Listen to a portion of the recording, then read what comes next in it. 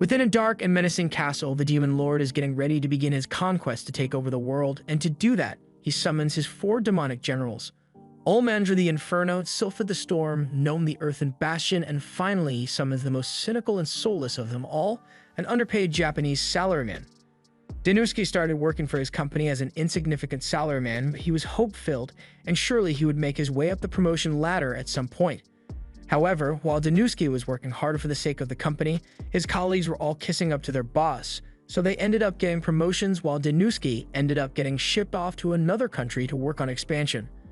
Upon arrival, Danusuke found that literally nothing was getting done because the site had no funding.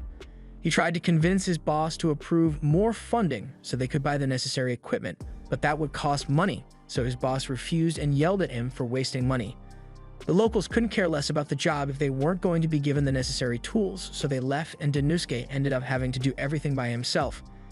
However, after seeing how hard Danusuke was working even though he was by himself, the locals were inspired and soon returned to help him out. But just when he finally got everything up and running, he had a call from his boss, and at first he thought his hard work was finally being recognized, so he would be getting a much-needed bonus. But he was dead wrong. They didn't even throw him a pizza party. All he got in return for his hard work was even more work, as they decided to transfer him to another country for a separate expansion project. By this point, Danusuke had begun to question his life choices because he realizes that he is wasting his life for a company that clearly doesn't care about him. But while he is distracted by his existential dread, he isn't paying attention to his surroundings, so he ends up getting run over by Moped-kun. That kind of explains how he ended up here. But Danusuke thinks there must have been some kind of mistake because there's no way the Demon Lord meant to summon a guy like him. However, the Demon Lord calls him by name and tells him that he summoned him here to become his new overseas manager. He's received extensive reports on all the hard work Danusuke had put in. He was assigned to an overseas branch of his company, learned the local language, and gained the trust of the locals to successfully run the new business. That is why the Demon Lord thinks Danusuke would be the perfect candidate for one of his 4 elite generals. Danusuke is kind of happy since this is the first time anyone has ever actually acknowledged all the hard work he has been putting in, but he is a bit hesitant to accept the position of Demon General, because that would technically mean he is betraying humanity. However, the Demon Lord mentions that the position will come with full workers' benefits, and all of a sudden, Danusuke doesn't think joining the Demon Army is such a bad idea anymore. On top of that, the Demon Lord actually respects workers' rights, so he won't force Danusuke to accept the position if he doesn't want to.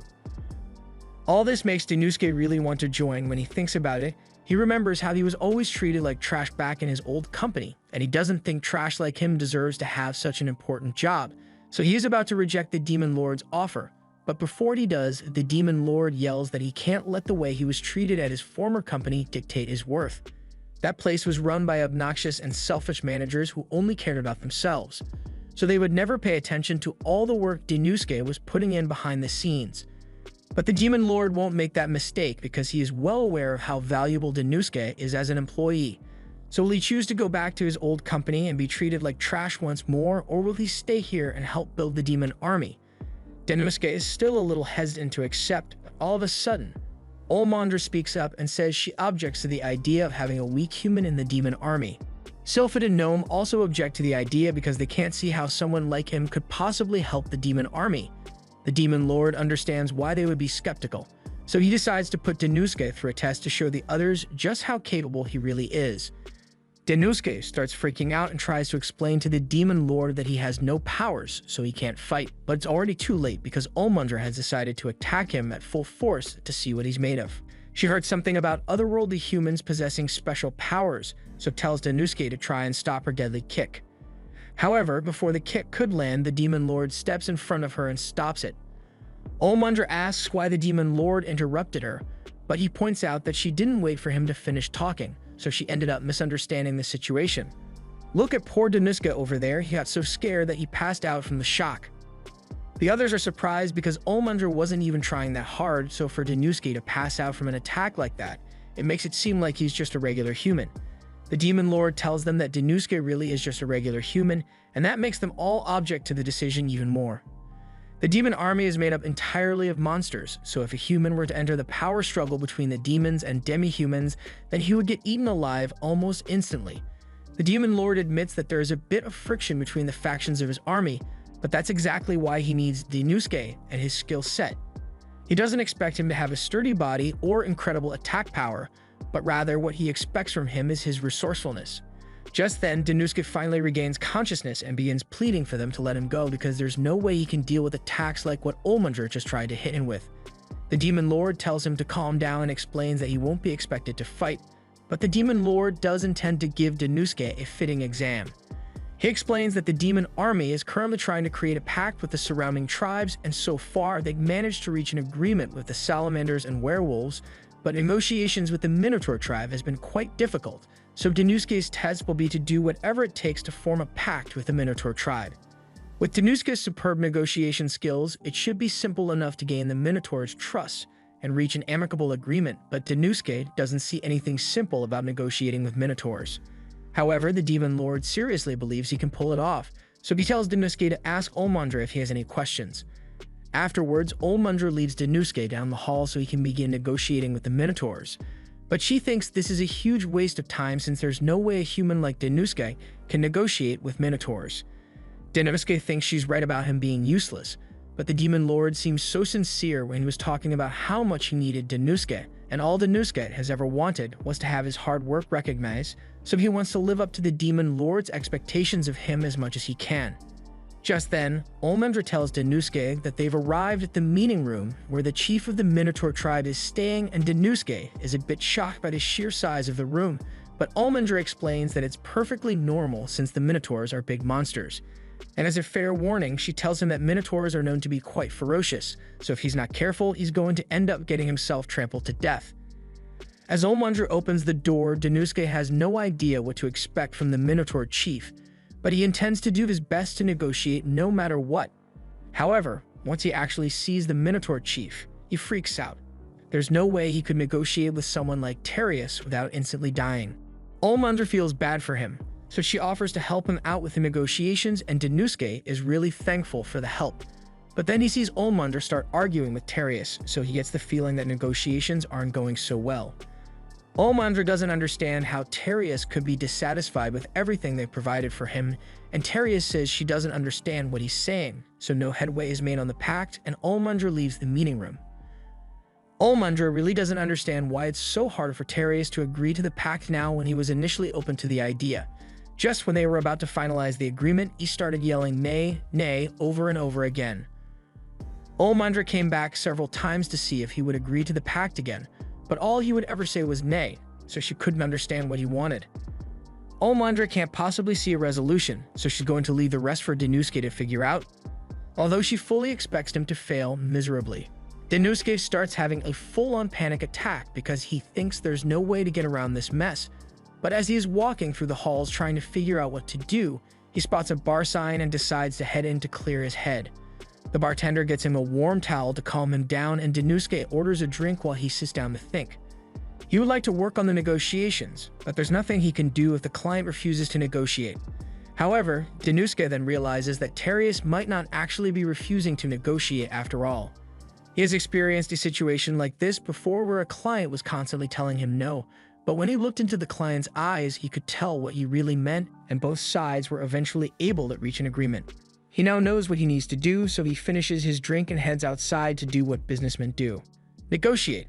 Meanwhile, Olmundra is back in the Demon Lord's throne room giving a report about her conversation with Terius, and it didn't lead to any meaningful breakthrough, so she doesn't think Danusuke will be able to achieve anything either, especially since he just arrived in this world today, but the Demon Lord still has faith in him, so he tells her to wait and see what Danusuke can accomplish.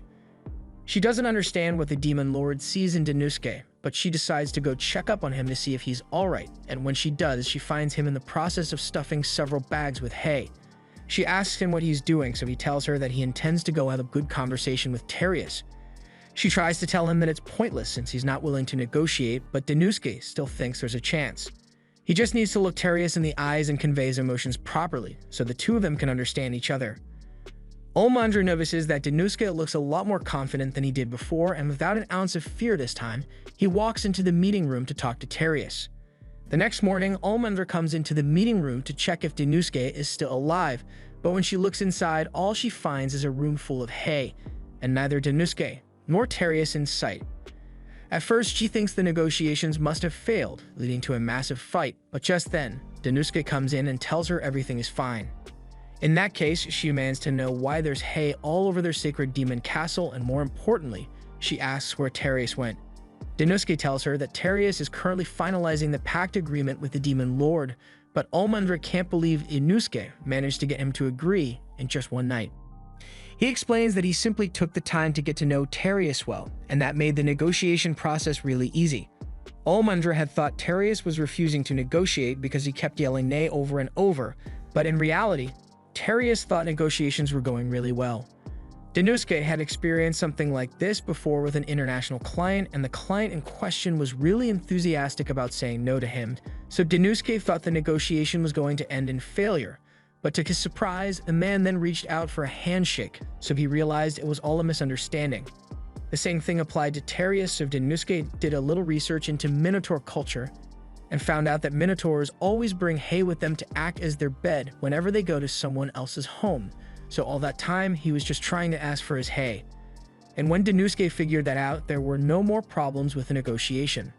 Now, Olmundra realizes that she had misunderstood Terius and left him in that room to sleep on the cold floor, so she feels really bad. But Terius tells her it's alright since it was an honest mistake and shakes her hand to show that there are no hard feelings. As Terius is leaving, the Demon Lord comes up to Danusuke and Olmundra and asks Olmundra if she now understands why he wants to add Danusuke to their ranks. Olmundra admits that Danusuke really is skilled when it comes to negotiating, and since he passed the Demon Lord's test, the Demon Lord officially makes him one of his 4 generals and puts a bracelet on his arm as a symbol of his position. And as a sign of her new respect for Danusuke, Olmundra formally introduces herself to him and says she looks forward to working with him as a new friend. Danusuke is finally starting to settle into his role as one of the demon generals, and it's nice that he's got his own office and a supportive boss, but this place is still going to take some getting used to. Since he is officially one of the demon generals now, he thinks he should formally introduce himself to the others, so he heads to Sylpha's room and knocks on the door. To his surprise, a girl answers the door and asks what he wants, so Danusuke tells her he's here to introduce himself to Sylphid. The girl then coldly tells him that she's Sylphid's assistant, and he's a very busy man, so she can't let Danusuke disturb him. Danusuke is disappointed, but he knew he was bound to face some pushback from the other demon generals, so he decides to just come back later to try again. However, before he could leave, Olmundra comes running up to him because she has something important to say. The Demon Lord has another assignment for Danusuke, so Danusuke goes to meet with him immediately and is informed of an agreement he is working on. For the demon army to grow in strength, he needs the support of all the surrounding demi-human nations, and among all those nations, the Ogre tribe is particularly influential. They possess a military force equal to that of the demon army, and as a result, they could become a threat to the demon empire if they were to become hostile. That is why the Demon Lord wants to have a merger negotiation with them so they can combine their forces, but the ogres are notoriously difficult to negotiate with, so nothing has been decided on yet. However, with Danusuke on the case, the Demon Lord is sure he will be able to reach an agreement with them, so he is granting him full authority on the matter. Danusuke is glad to see that the Demon Lord trusts him so much that there's a real chance of him dying to the ogres if he goes alone, so Olmundra volunteers to escort him to the ogre tribe. However, before that, Danusuke says he wants to go meet with Gnome since she's in charge of the demi-human division of the demon army, and she might have some valuable information about the ogres. Olmundra thinks Danusuke is right, but she absolutely refuses to go anywhere near Gnome because she has generational beef with her. So instead, she says she'll go check on the carriages while Danusuke talks with Gnome. Danusuke heads out into the training grounds where Gnome is holding her daily training session, and he is impressed with what he sees because not only are Gnome's men skilled in combat, but she also keeps their morale really high. Once training is done, she turns to address Danusuke and asks what he wants. Danusuke tells her he's here to ask if she knows anything about the Ogre tribe, and she doesn't know much, but she tells Danusuke that their leader, Ogre, is notoriously difficult to have a conversation with, so he's going to have a hard time negotiating with him. There's nothing she can really do to help him on this one, and she would never want to work on anything with Olmundra anyway, so she asks Danusuke to get her out of here. Danusuke didn't even realize Olmundra had been standing behind him, so he asks her why she's here and why she's so angry. Olmundra says she already finished checking the carriages, so she came to get Danusuke since she was worried about him, but she can't contain herself after seeing Gnome, so the two start arguing, and Danusuke is starting to get worried about how much Olmundra and Gnome hate each other. Danusuke and Olmundra eventually arrive at the Ogre Castle. But before they could enter, they are stopped at the gate and told to wait until Ogier gives them permission to enter. Olmander thinks it's ridiculous that they are being kept outside so long, but Danuske has seen this before and knows Ogier is just trying to use this to throw them off so they won't be able to negotiate. That's why it's important that they keep their cool, but Olmander is on the verge of exploding in rage. Thankfully, before she could act out, Ogier's assistant comes out and tells the two that they may now enter, but as they walk in, Danuske notices how scruffy Ogier's armor look. Eventually, they make it to Ogier's throne room and come face to face with Ogier himself. But when Olmander tries to start the negotiations, he tells her to shut up. He doesn't care why they are here because he's never going to listen to what they have to say unless, of course, they came to surrender to him. In which case he might hear them out, but only if they agree to kill their chief, the Demon Lord. Olmander can't believe the levels of bullshit she just heard from Ogier's mouth, so she's about to crash out right now. But Danuske grabs her hand and tells her to calm down because a violent crash out is exactly what Ogier is hoping for. He then turns to Ogier, and in his most polite businessman voice, he says he and Olmander are going outside to have a brief chat. Outside, Olmander lets out all her rage and curses the very existence of Ogier for daring to say such a thing. She's fully prepared to go back in there and tear Ogier limb from limb, but Danuske calms her down and tells her they can't react to his provocation because that's exactly what he wants. He is intentionally saying things to get them angry in hopes that they cause a scene so negotiations break down. That way he can avoid directly rejecting the negotiation and blame its failure on the two of them. Now that she knows what Ogier was trying to do, Olmander decides to calm herself down, but she's still really frustrated by the fact that Ogier insulted the Demon Lord. To be honest, Danuske is just as angry, but acting on that anger would only hurt their chances of success here, so they have to be careful about how they respond. With that said though, Ogier isn't willing to negotiate, so there's not much they can do at this point. Just then, the girl from before shows up, and she introduces herself as Ogier's daughter, Olulu. She knows this may come off as rude, but she has a request to make, so she asks for Danuske and Olmander's help in dethroning her father. She leads Danuske and Olmander to an empty room and explains that this is the food cellar, and as they can see, it has no food. The Ogier is known for its strength and influence among the demi-humans, but recently, they've run into financial trouble, and it has gotten so bad that a lot of their people are struggling to find food to eat. Danuske had assumed something like this was going on because when they came in, he saw the terrible state of the Ogier's equipment, along with the cold and empty feeling he got from the castle itself. This kind of situation usually occurs when large companies begin to decline. They make it seem like everything's going well, but on the inside, they are constantly on the brink of bankruptcy. That's exactly what's going on with the Ogier tribe, and Olulu believes that the only way to rebuild it is to rely on the demon army's help. However, her father refuses to listen to her, and on top of that, he is currently sick. They've been trying to keep this fact hidden, which is why they had Olmander and Danuske wait outside while they prepared him for the meeting, but his condition just keeps getting worse, and soon he's going to pass away. If Ogier were to die with things as they are now, it would be the end of their tribe, so she pleads with Danuske to help her. Danuske says he understands her concerns, but he also scolds her for sharing such vital information. As the daughter of the chief, she needs to be more careful about the people she trusts, but Olulu can tell that Danuske is a good person. She's pretty confident in her ability to discern the nature of people, which is why she told him about the situation, and now she asks Danuske to help her save the Ogier tribe by marrying her. After hearing this, Danuske freaks out and Olmander begins burning with rage, but Olulu is serious about her proposal. All the Ogiers in her tribe are as dumb as rocks, so the only way for Olulu to ensure the prosperity of the demon army is for a smart guy like Danuske to marry her and become the new chief. Danuske tries to talk Olulu out of making any rash decisions, but Olulu is convinced this is the only way to save the Ogier tribe, so she's willing to make their marriage official immediately, but Olmander doesn't let that happen. Later that night, Danuske is sitting in his office and wondering how he's going to get himself out of this mess because Ogier refuses to negotiate with him, and Ogier wants to marry him. He can't afford to fail on his second assignment for the Demon Lord, so he decides to go to the bar in his head so he can clear his thoughts. However, this time he's not alone because Danuske's imaginary version of Olmander is sitting at the table next to him, arguing with the bartender about which is cooler, gorillas or lions. Realistically, a gorilla is moping the floor with a lion any day of the week, but Olmander counters saying lions are cooler because a group of lions is called a pride. As soon as Danuske hears this, he snaps out of his trance and he now has a foolproof idea of how to handle this. First thing the next morning, Danuske calls Olmander outside and he apologizes for waking her up so early, but he needs her help so they can go do some negotiating. But for Danuske's plan to work, they need to go somewhere else first. And if all goes well, then Ogier is the one who will be begging for a negotiation meeting. 1 week later, Danuske and Olmundra are called into the chief's throne room, just like Danuske had planned, and Ogier looks pretty mad. He just found out that all the surrounding tribes formed an alliance with the demon army over the past week, and he wants an explanation. A week ago, Danuske told Olmundra about his plan to recruit the smaller tribes first instead of trying to convince Ogier. It shouldn't be too hard because just like the Ogre tribe, the other tribes are struggling with a food shortage, so they can be swayed by the promise of support. Olmundra understood Danuske's plan, but she didn't expect it to work so well by forcing Ogier into negotiations. Danuske's strategy was based on something he had to do when he was selling a product back on Earth. If he tried to approach a big company directly, he would usually be rejected, so he decided to first market to all the smaller companies and sell them his product, and eventually the big company would be forced to contact him and ask for the product as well so they wouldn't be left behind. Similarly, if all the surrounding demi-humans joined the demon army, then the prideful chief wouldn't let that go without a response.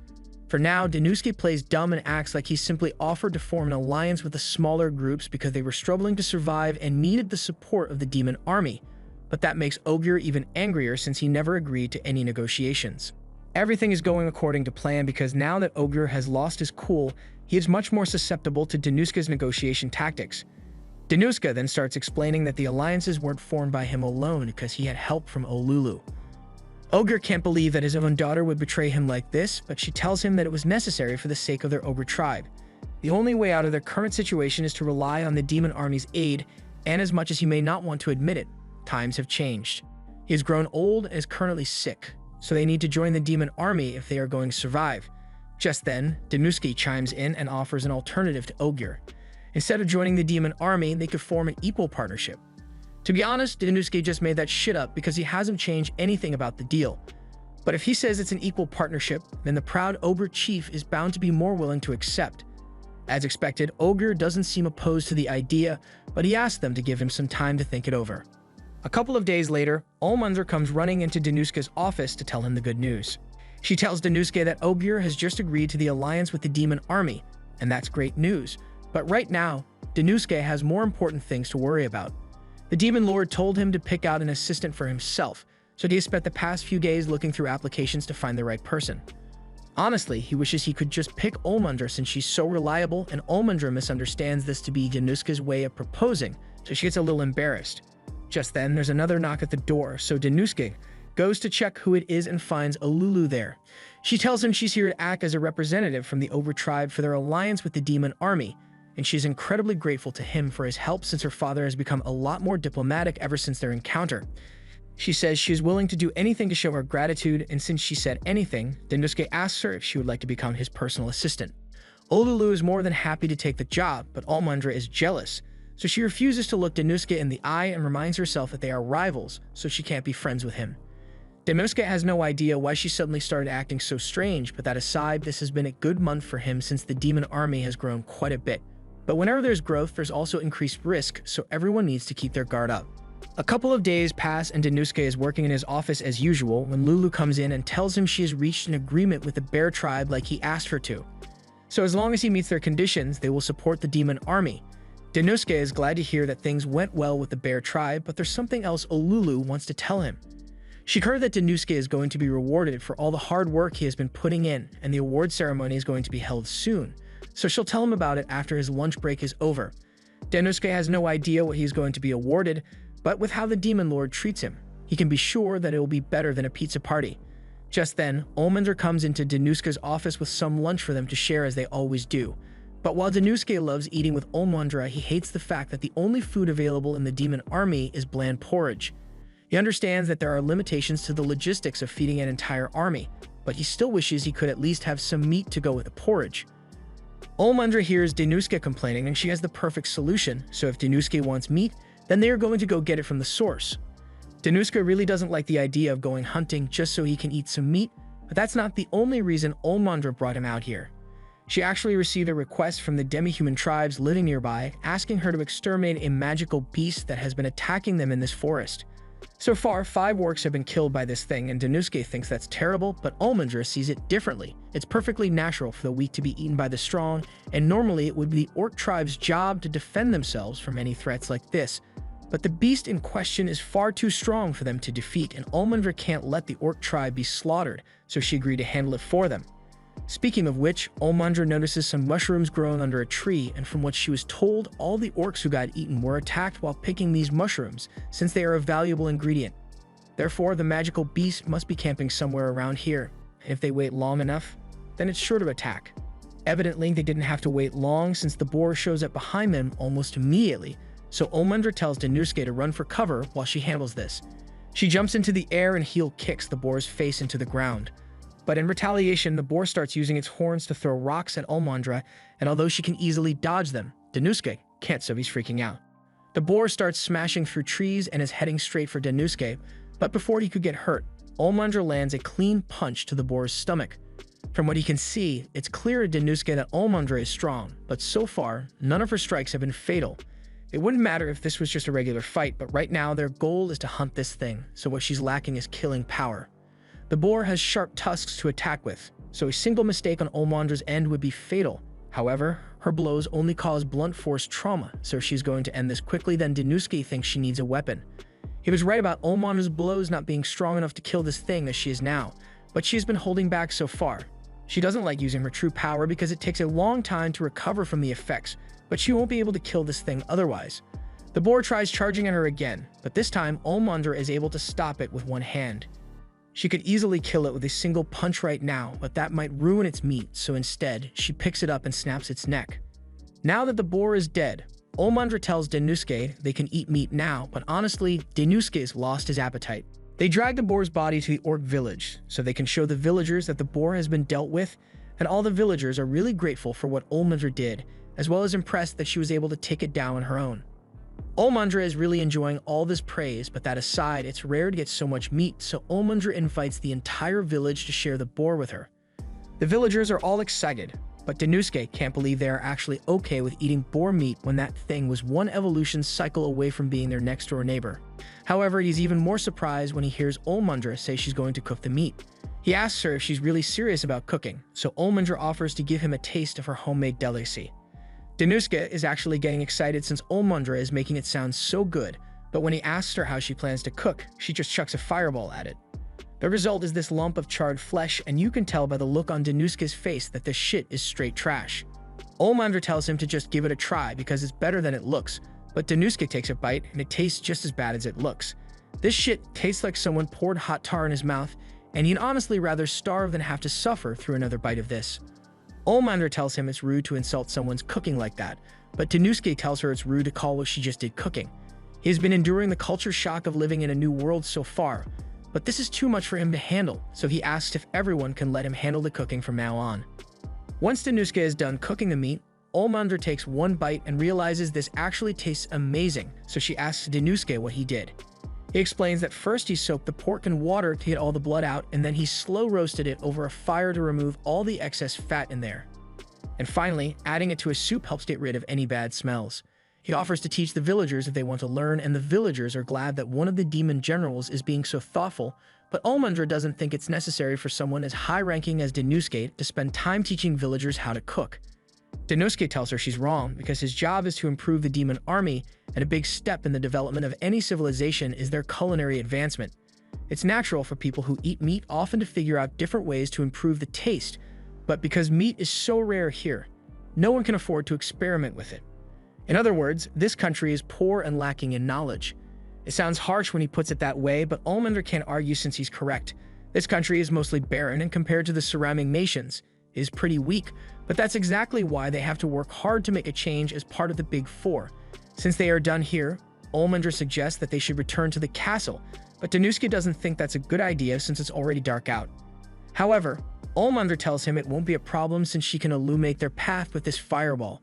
She is really proud of her magic prowess since it's an ability unique to demons, and Danuske is quite impressed. It also makes sense why demi-humans who can't use magic train day in and out to become effective fighters, while demons like Olmundra can rely solely on their magic, but he thinks Olmundra could stand to improve her combat techniques a little. For instance, even though her attack power rises dramatically when she uses her true power to transform her body, it takes a while for her body to recover afterwards, so he suggests that she should bring a weapon with her to help with combat next time. He also suggests that she should wear armor that covers more of her body, but after he says this, Olmandra stops dead in her tracks and puts out her light. She understands that Denuske may be right, but his focus on efficiency is insulting to her, so she's way too mad to be around him right now. She ditches Denuske in the forest, and Denuske is left wondering why she got so mad, but before that, he's almost guaranteed to get eaten if he stays out in this forest, so he runs back to the orc village for safety. The next morning, Denuske meets with the Demon Lord to give a report on the mission, and the demon congratulates him on his success. But he heard that Olmandra returned last night, while Denuske only arrived this morning while being escorted by the orcs, so he wants to know if something bad happened between him and Olmandra. Denuske breaks down and says he's not worthy of being one of the demon army's generals. The Demon Lord tells him to calm down and explain what happened, so Denuske tells him everything. The Demon Lord can tell that Denuske inadvertently offended Olmandra, but what's important now is that they make amends for the sake of the demon army, so he officially orders Denuske to find a way to make up with Olmandra. But that's easier said than done. He recalls how proud Olmandra was when she said that demons are the only ones who can use magic, but there has to be more to it than that, so he starts reading a demon history book to see if he can figure something out. He soon finds a chapter talking about how a toned physique is essential for a demon's magic power, which is why demons take great pride in their bodies and often wear extremely revealing clothes. Denuske now understands why Olmandra got so upset, because when he told her that it would be more efficient to wear armor that covers her body more, he was basically rejecting her pride as a demon. But even if he knows the reason she got mad, he has no idea how he's going to repair their relationship. Meanwhile, over in the castle, Olulu has just finished chopping up the firewood for the day, and she's about to go handle her next task, but she is shocked to see a menacing wall of death in front of her. Olmandra is really upset about what happened with Denuske, so when she sees Olulu, she runs to her, crying that Denuske hates her and refuses to praise her body. Olulu has no idea what's going on at first, but after Olmandra explains what happened, she realizes where the misunderstanding might have come from. She tells Olmandra that as a human, Denuske's values are a lot different from theirs. In particular, Olulu knows that Denuske doesn't think exposing your body is a good thing, but Olmandra can't believe it since she's been exposing her body to him for weeks, and he never complained about it. Olulu explains that Denuske probably just thought Olmandra was some kind of exhibitionist, so he never questioned it. Upon hearing this, Olmandra suddenly realizes that if Denuske was uncomfortable with her exposed body, then all those gestures of bodily affection she had shown him probably did come off as some sort of deviant behavior. She's so embarrassed and angry at herself for ditching Denuske in the forest that she starts smashing her face into the floor, but Olulu begs her to stop because the floor can't take much more of this. Olmandra asks Olulu for advice on what she should do now since she got mad at Denuske for no reason, so Olulu tells her about a discussion she had with him when she first became his assistant. He told Olulu that he wanted her to stay true to her desires no matter what because he wanted her to feel free to talk about any troubles she had so they could come to a solution together. Regardless of any misunderstandings, Olulu is sure Olmandra can make up with Denuske as long as they talk it out. Denuske and Olmandra eventually find each other in the castle stairwell, and they've both got something really important to say, so Olmandra tells Denuske that she's not a hoe, she just wanted him to compliment her body, while at the same time, Denuske tells her that he thinks her body is hot. They both take a moment to process what the other said, and since it seems like they are both on the same page, Denuske apologizes to Olmandra. He didn't know much about demons and hadn't realized that what he said would be insulting to her. Olmandra accepts his apology and also apologizes to Denuske because it wasn't his fault that he didn't know about demon culture. And even if she was mad, she shouldn't have left him in the middle of the forest alone. Denuske did nearly die because of that, so Olmandra is really guilty.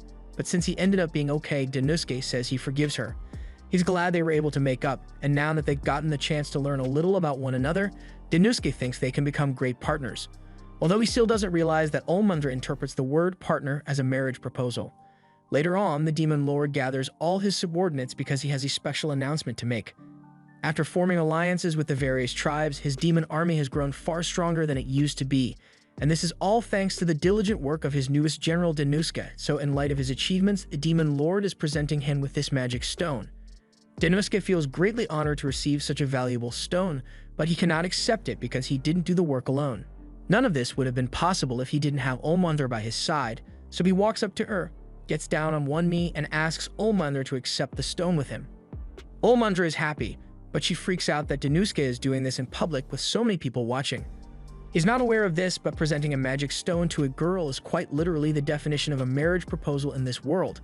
So he just proposed to her in front of all the demon army leaders, and the only reason she didn't immediately accept is because she's embarrassed with everyone around.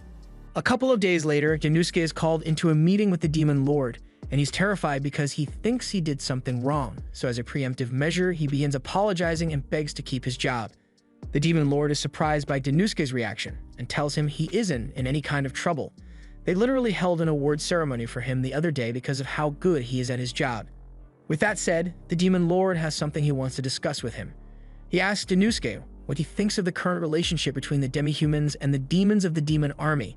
From what Danosuke has seen firsthand, it looks like the demi-humans feel inferior to the demons since only demons are capable of using magic.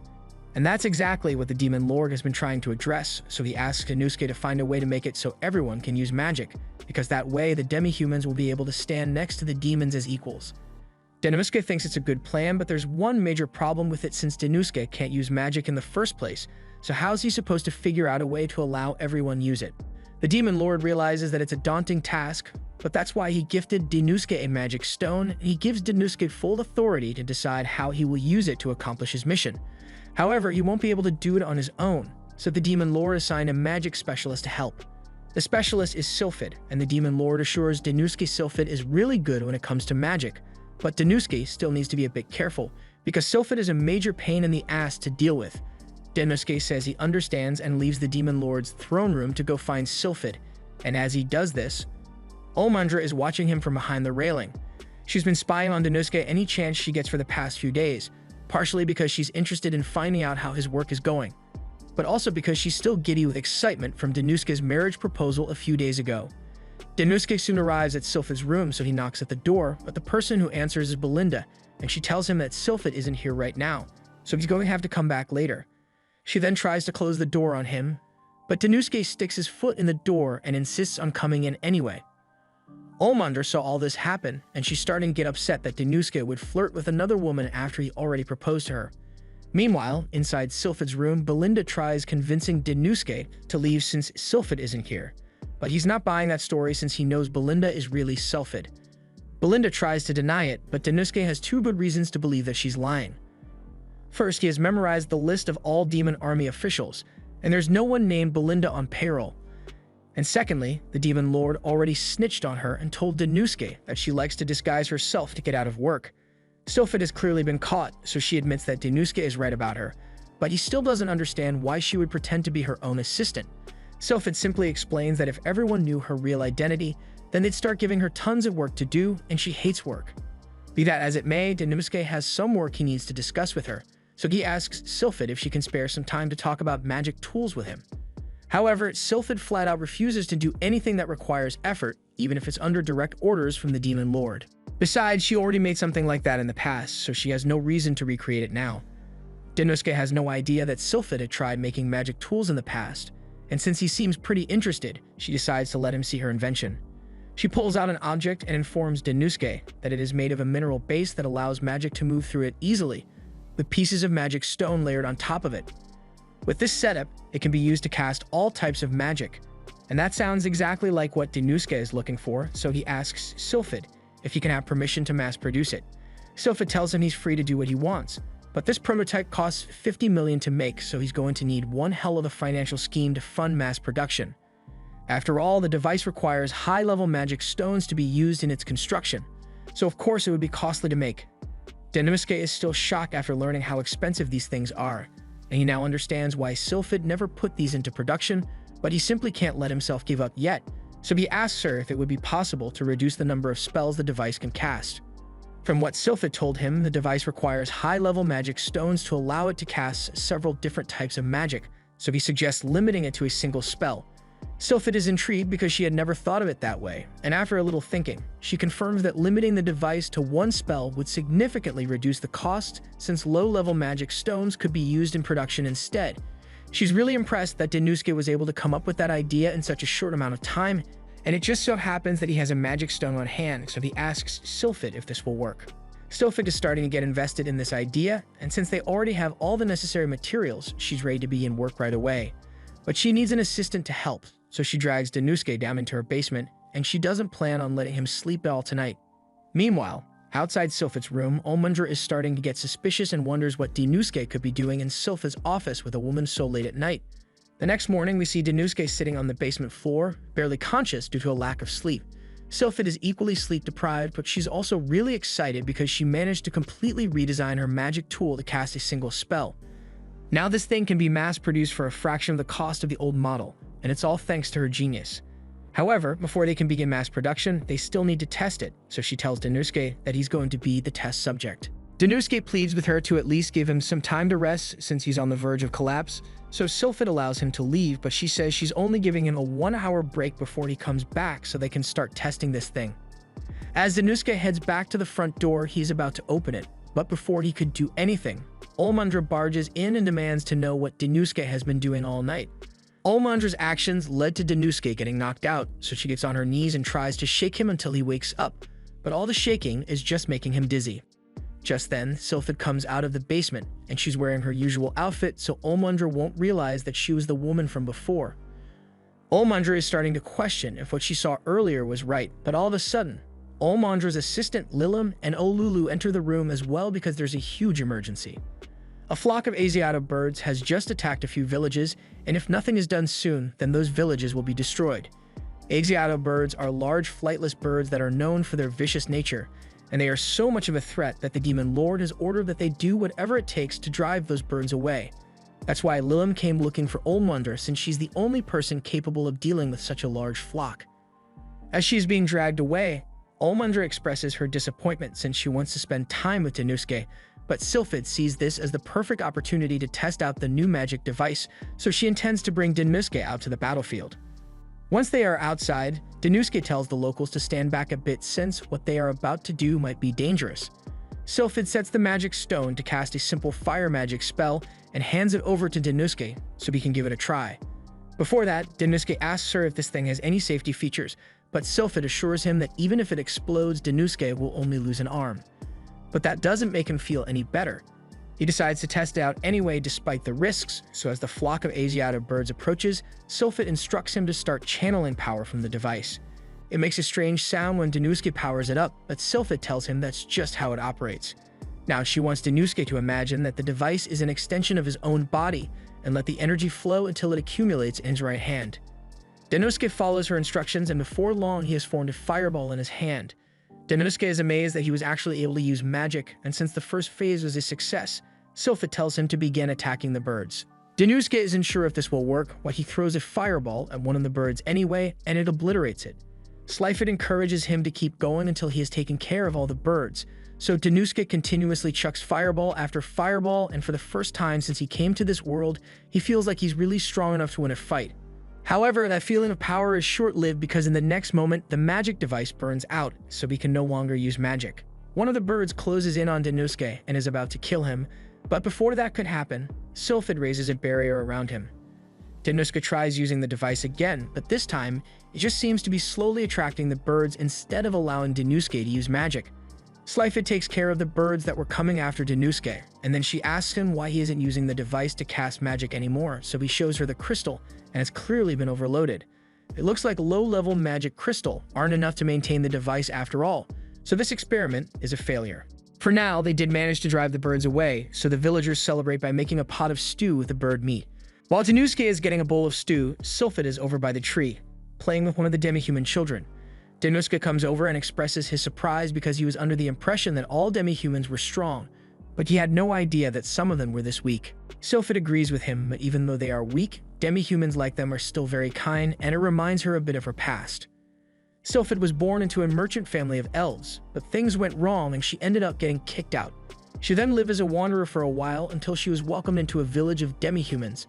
The demi-humans were extremely kind to her, but none of them could use magic, and because of that, they lived in poverty.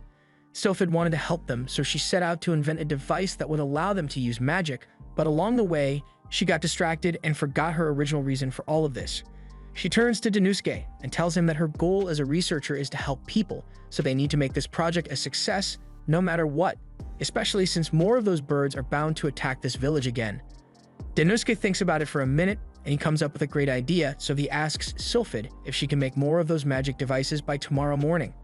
Since she already created the designs, it shouldn't take long to make more, but she won't be able to make any improvements to the design without her tools. Danusuke tells her she doesn't need to make any improvements since what he's trying to do will work with the current design. The next morning, Danusuke and Sylphid head out to confront the flock of birds charging towards the village, and before the birds could make it all the way here, Danusuke activates the magic devices that he had stuck in the ground ahead of time. The sound from all the devices powering on at the same time is so disturbing to the birds that they all change their minds about attacking the village and run away. And best of all, since no actual spells were ever cast, the magic stones in the device will last for a very long time, meaning they can keep the remote villages safe while also saving on costs. The Demon Lord is greatly pleased with the innovation the two of them achieved, so he commends them both and asks Sylphid to begin mass production of the magic devices so they can be distributed to all the villages that need them. A little while later, Danusuke meets up with Sylphid to thank her for all her help because he never could have achieved this result on his own. Similarly, Sylphid thanks Danusuke for his help because he got her excited about her research again and reminded her that she's doing this to help people. She is truly grateful, so she tells him that if he ever needs help with something, he can come ask her. And before she leaves, she gives him a magic device she made especially for him. The other ones could only handle 10 spells at max, but this one can handle at least 30, so it should help him if he ever finds himself in danger. Danusuke then returns to his office and he is more motivated than ever to get his paperwork done, but before he could even start, he gets knocked out when Olmundra comes barging in. She just heard about the whole research assignment with Sylphid, and she wanted to apologize to him for thinking he was flirting with another woman even though he proposed to her. But then she sees him unconscious on the floor, so she rushes to his side to see if he's okay. Later on, Danusuke invites Olmundra out on a shopping trip, and Olmundra was so nervous about it that she went to Olulu to ask for some advice. Being asked to go shopping with him could mean only one thing, so Olmundra is certain that Danusuke asked her out on a date. And since that is the case, she plans to pull out the big guns to impress Danusuke. Olmundra intends to wear nothing but this bikini to showcase as much of her body as possible, but Olulu tells her that might not be such a good idea. Danusuke would be uncomfortable with that much exposure, so it might be a better idea to go with something a little more conservative. Olmundra followed Olulu's advice, and thankfully, Danusuke seems to really like her outfit, so she thinks this date might go well and her relationship with Danusuke might go to the next level. Unfortunately, this is Danusuke we're talking about, so the only reason he called Olmundra out to go shopping was because he wanted to research the market. And Olmundra is seriously bummed when she realizes this isn't a date after all. She's practically burning with anger, but she still wants to help Danusuke out, so she asks him what kind of research he is conducting. Danusuke explains it's always a good idea to get the opinions of the locals because it might give him a different perspective and help him improve the demon army. Although for now, he says he just wants to enjoy the scenery with Olmundra, which catches her off guard, but this is still not a date though. As they approach one stall, the stall owner happens to recognize Danusuke as one of the elite demon army generals. Danusuke is surprised that people know who he is, but there have been rumors going around about a human that the demon lord personally summoned, and Danusuke's suit makes him stand out quite a bit.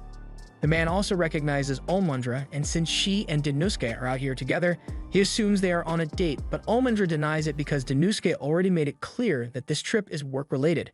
She explains that they are here to conduct market research, and since that's the case, the man offers to show them some of his finest goods, a set of pure gold ornaments, and since it's not every day he gets patronized by army generals, he even offers to give them a discount if they purchase these 2 cups as a pair.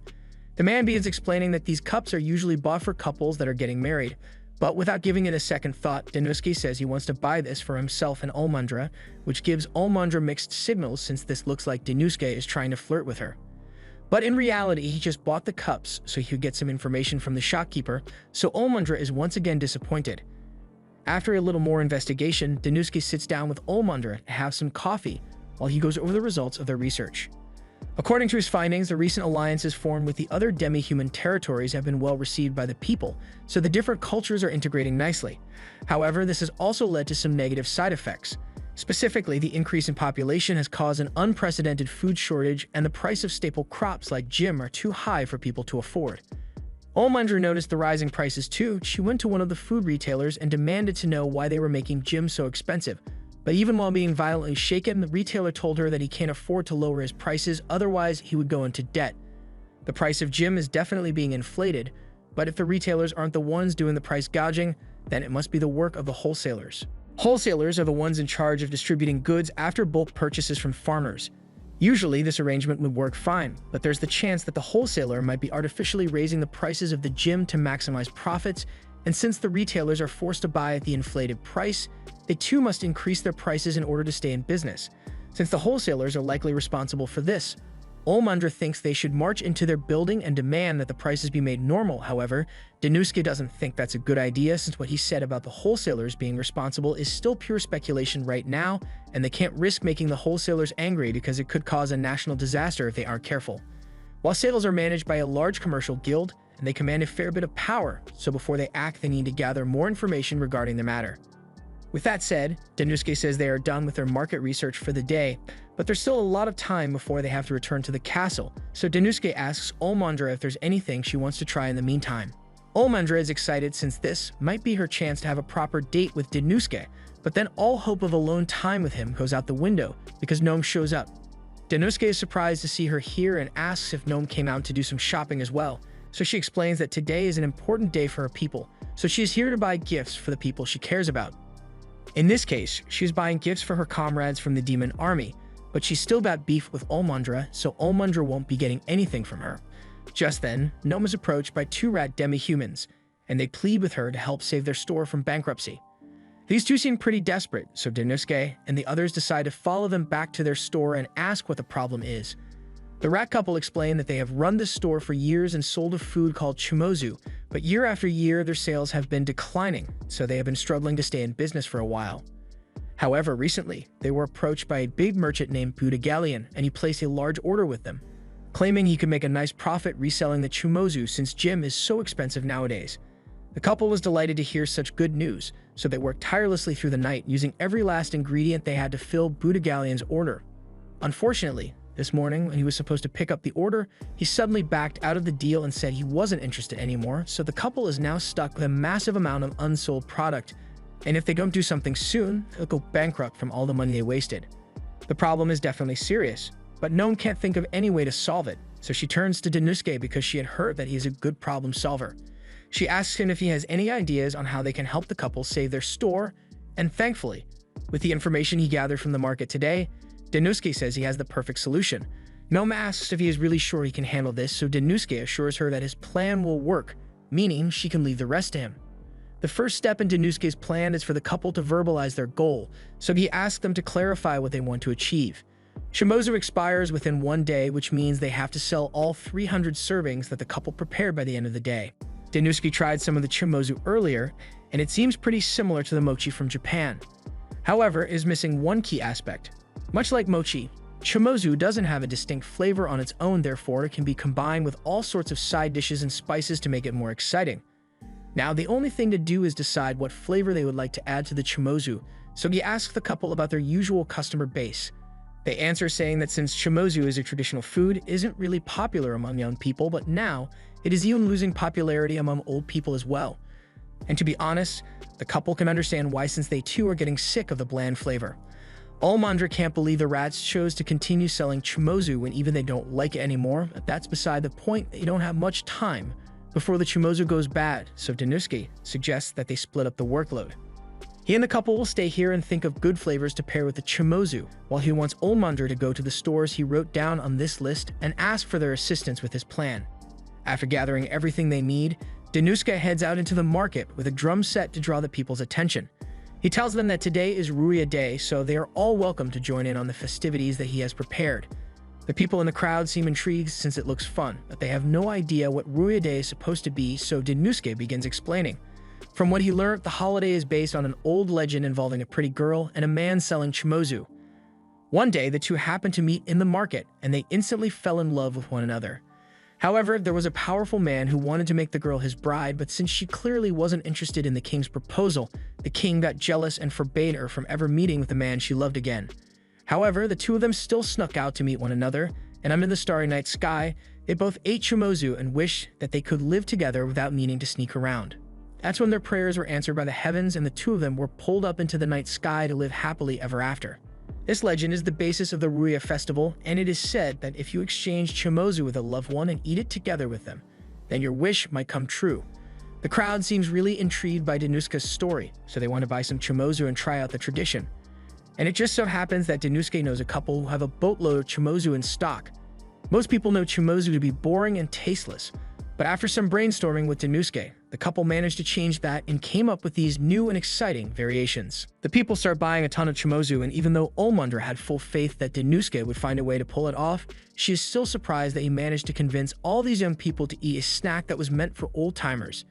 Danusuke explains that when the popularity of a product is on a downward spiral, it can be restored by switching the target customer base. Earlier, when they were doing their market research, Danusuke realized that there were a large number of young people and their families in the market, so who better to target than them? With the new marketing strategy and flavors, Danusuke wouldn't be surprised if chumozu became the best-selling item in the market overnight. In fact, he's already thinking of plans to open chain stores and expand overseas to increase profits, but Olmundra snaps him out of his business frenzy. Later that night, a crowd has started dying down, so Danusuke and Olmundra go to meet the couple, and the couple can't thank them enough for their help because they managed to sell all their stock thanks to them. Danusuke tells them not to worry about it because their success wasn't because of him alone. It was also due to their own hard work, Olmundra's help, and Gnome as well. Gnome may have left at the start, but during the day, Danusuke had heard from a few of the demi-humans that Gnome had recommended this store to them, so she must have spread the word of the chumozu store to help them out. Still, to show their gratitude, the couple offers Danusuke and Olmundra a plate of chumozu to share, and Danusuke happily accepts it. Olmundra begins blushing because she remembers the part of a legend that says you share chumozu with someone you love, so for Danusuke to be so eager to share some with her can only mean one thing. She tries not to get her hopes too high, but then Danusuke pulls out the wedding cups he bought earlier and says he wants to give one of them to Olmundra. The evidence that he wants to marry her is overwhelming at this point, so Olmundra asks him what he plans to wish for while they share the chumozu, and without skipping a beat, Danusuke answers that he plans to wish for the success of his next project, so Olmundra is once again disappointed. Later that night, Danusuke goes to meet with the demon lord because he has something important to discuss with him. During his market research today, he managed to discover a lot of useful information, but most notably, he discovered this golden ornaments for sale. These ornaments originated from a nearby nation known as the Golden Country due to its abundant gold mines. So if the demon lord plans to expand the demon army, Danusuke suggests that they should establish trade ties with the Golden Country. The demon lord thinks this is a great idea, so he says they will begin trade negotiations as soon as possible, and he knows the perfect thing to trade. He pulls out one of the magic devices and says they will trade these with the Golden Country, but Danusuke doesn't think that is a good idea since the magic device is technology that only the demon army possesses, so they shouldn't sell it off so easily. However, the demon lord sees it differently. No matter what they do, the technology will eventually be stolen by outsiders or replicated, but something that can't be replicated is personnel. So as long as the demon lord has talented individuals like his 4 generals around, he is sure they will be able to create even greater magical devices in the future. He gives Danusuke permission to handle all negotiations on the matter, but he also warns him to be careful because the king of the Golden Country is a formidable man. This was the end of episode 5. Subscribe to not miss the next part.